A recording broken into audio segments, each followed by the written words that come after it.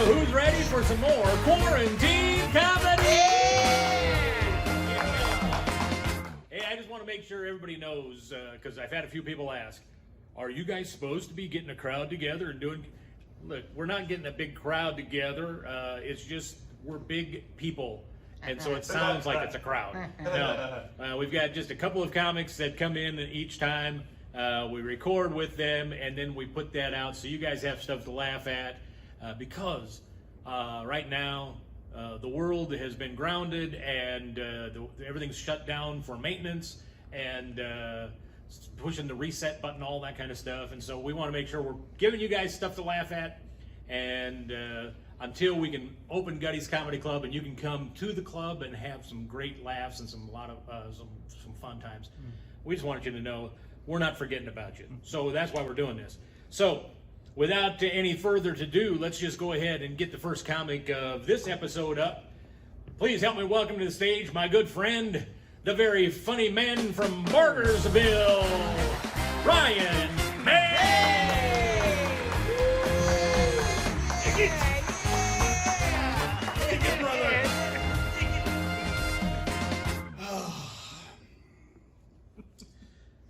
Probably the hardest part about having to cremate your grandma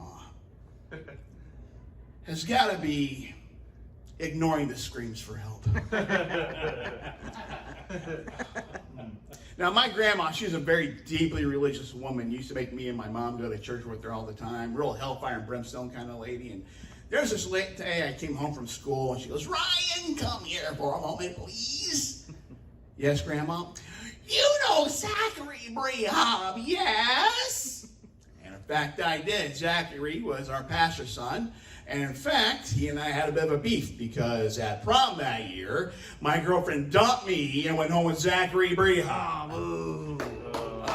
Yeah, I know. I was like, "Yeah, I know Zachary Brehab." "Well, Pastor Brehab caught Zachary holding hands with a boy today.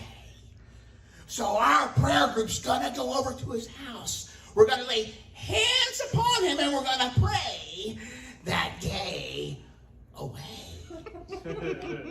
Which made me so mad. I spent so much time praying that gay in. Oh, man. You guys dealing with the corona okay? Yay! Oh, it is ruining my life, man. You know what? I was training for the mini marathon this year. Oh, man, I was carbo loading. I was building up my endurance. This is the year I was going to go from start to finish without changing the channel. Hey! Man. No, I'm working from home, which is going to happen anyway because I got sent home because apparently I offended a coworker. Our receptionist, Carol, who now also works from home, told us a couple weeks ago that she's expecting her first child in a couple of months. And I got excited. I was like, "Carol, oh my gosh, that is so amazing. You are going to be a great mom. And you look absolutely radiant with that baby bump." Well, it turns out she's adopting. I have to take a class now.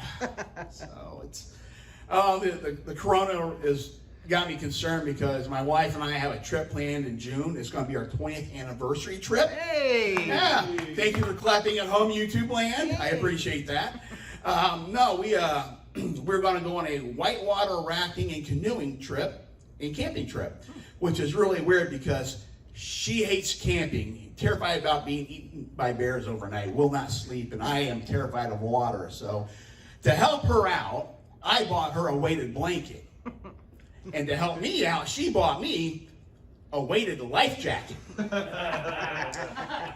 Oh, man. So we have kids, all girls, which is why I was to stay away from home dad.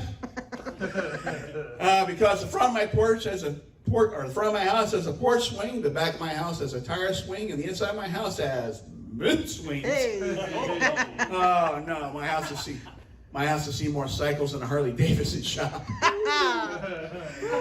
Oh, man, I tell you. Oh, I just got dry mouth all of a sudden.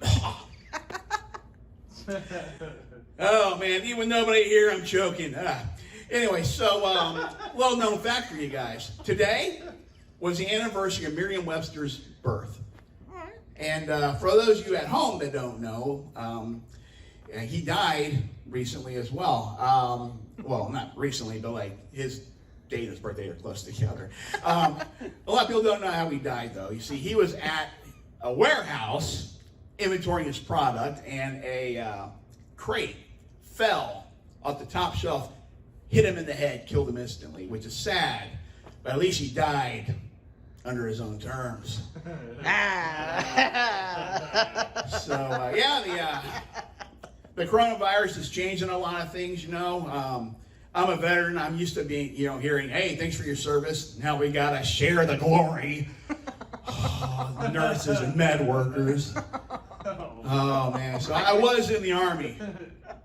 I served from 92 through 96. And I proudly served this country for the same reason that my father enlisted and my grandfather before me served this country.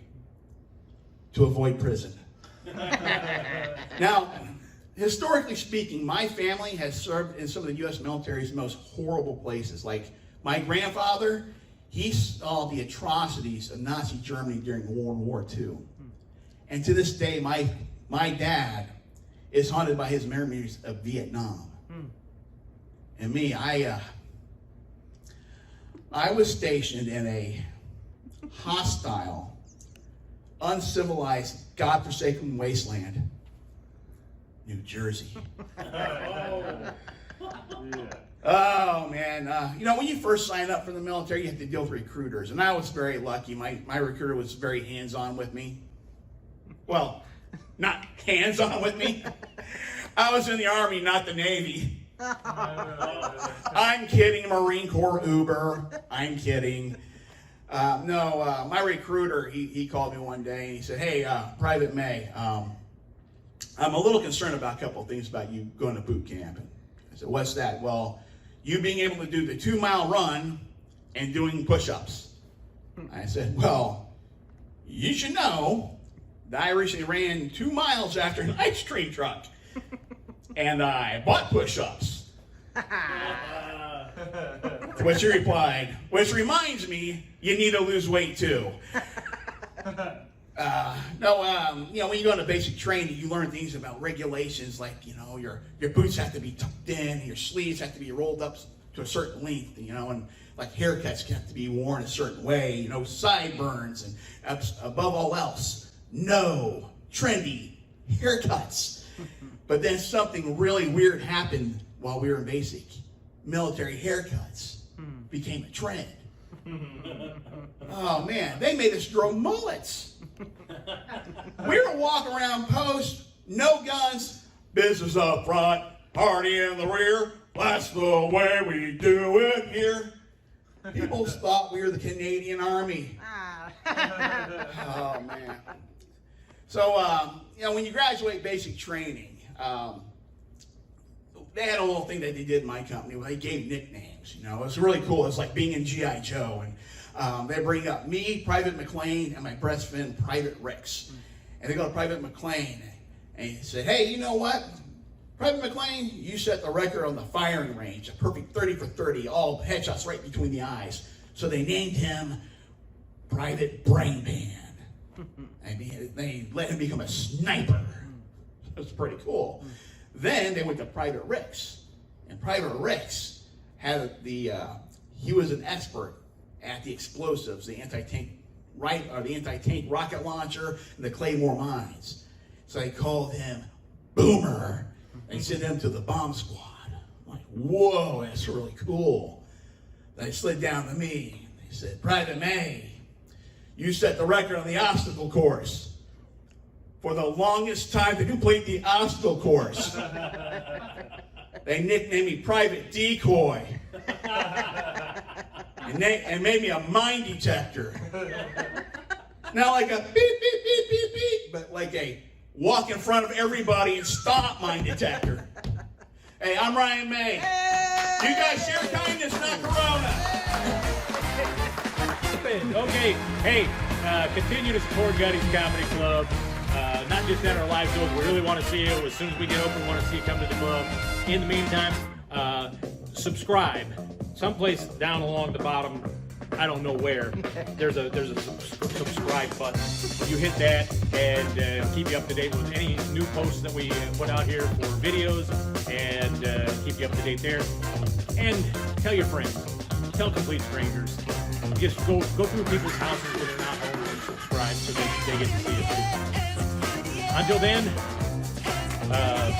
go to Gutty'sComedyClub.com/gift and support what we're doing so we can stay open long after the coronavirus is gone, and we can continue to bring clean, family-friendly comedy right here through Gutty's Comedy. Thanks so much.